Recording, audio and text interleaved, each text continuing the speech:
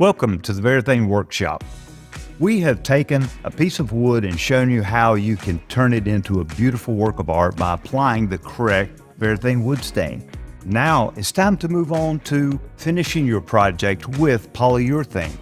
And I want to share with you some of the great tips that I've learned over the years on how to achieve the best end results with your project. I'm your host, Rodney McFalls. You know, of the thousands of projects that I've been privileged to work on, I've had my good friend Hovey help me finish many of those projects. And you know, my friend, they don't call me the finisher for nothing. Dude, seriously? Yeah. Nobody calls you that. Oh. So now that we've applied our wood stain, it's time to provide the protective coating. We're going to use the water-based polyurethane. We have 4 different sheens available: matte, satin, semi-gloss, and gloss. Advantages of using the water base? It's great. Low VOC, so there's much less odor.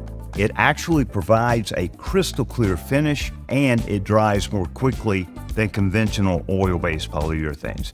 Anytime we have anything that's like a cylindrical shape or something like that, I really love using the aerosols. Yeah. We don't have to worry about dripping that way. We get full coverage, especially a spindle that has any types of carving around it. Where it's difficult to get a brush around. Exactly. It's really easy to use the aerosol for that. So these are best for that right there. Absolutely. So I love using this product. We've got our wood stain. We want to apply 4 coats. The first coat, I believe, is the foundation coat. That's the most important coat of all.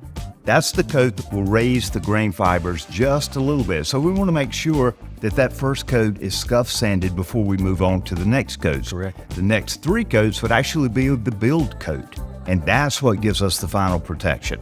And it gives a much smoother feel overall when you're done with it. Just dry it out. Optimum results.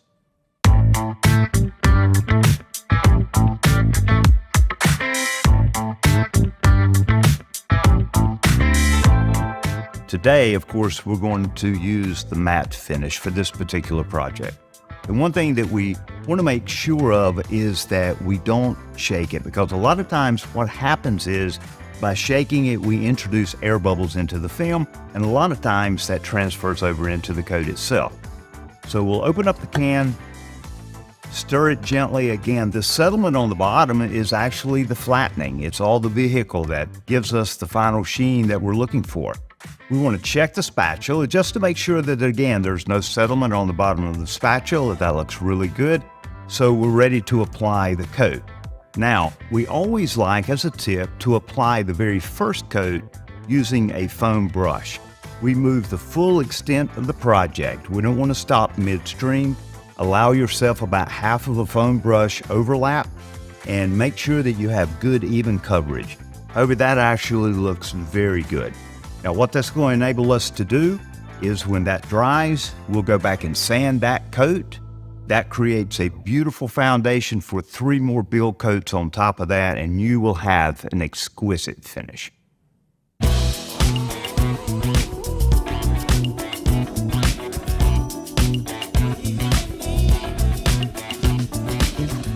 So we've applied the first coat of poly. If you feel over that, it's really dry, but there's just this little bit of a grit. And that, again, comes from the raising of the grain. Now, what we want to do is scuff over that gently. We don't want to remove any of the poly. We don't want to remove the color. We simply want to remove those little bitty fibers that are sticking up, and that gives us a wonderful foundation to work with. It doesn't take much. Again, go all the way across the surface. Much like we were applying the poly itself, you want to sand from one end to the next, go all the way across, make sure you overlap. Feel the surface, that feels fantastic. Now you won't take the tack cloth and remove all the sanding dust, because we don't want to incorporate that. We use these from Gator. They're great tack cloth. Absolutely. So again, just gently wipe over the surface, and that will remove the trash and debris that may have settled in the foundation coat.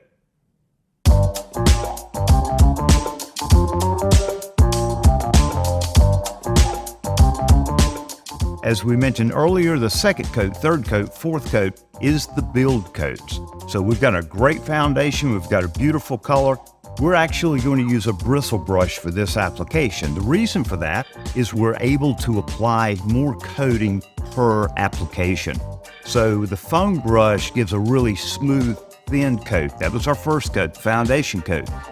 Our bristle brush does a great job of applying more coating per application. The more build we have, the more protection we have, and the more beauty we have in the finish itself.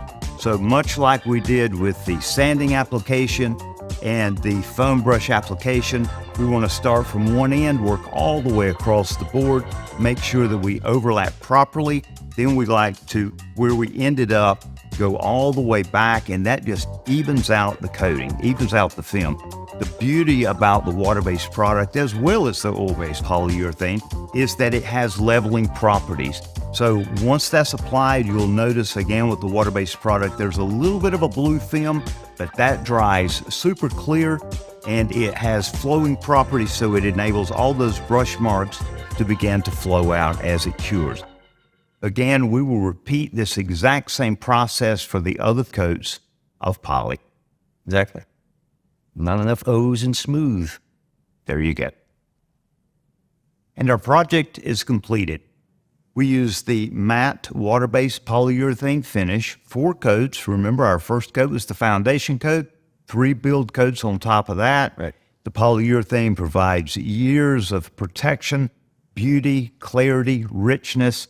Hey, let's take the fear out of finishing. Anyone can do it.